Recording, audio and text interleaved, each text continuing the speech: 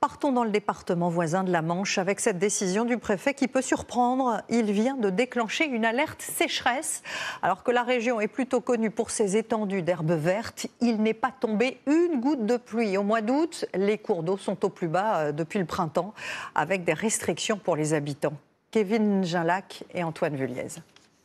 Sur son exploitation familiale, ce producteur est inquiet.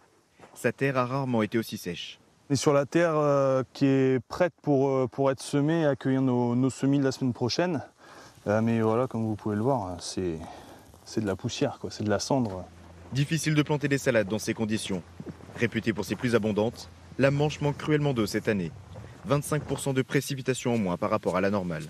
On a un climat qui est en temps normal et hyper favorable, avec de l'humidité assez régulière. Et puis même un terrain qui est propice. Le département est placé en alerte sécheresse car la quasi-totalité des cours d'eau affiche des débits très inférieurs au normal de saison. Conséquence pour Maxime, interdiction d'arroser après 11 heures.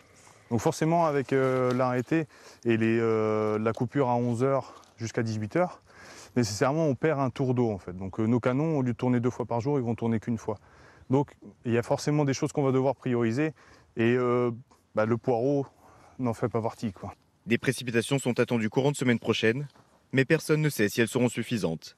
Si la situation perdure, Maxime pourrait voir ses rendements de poireaux chuter de 30%.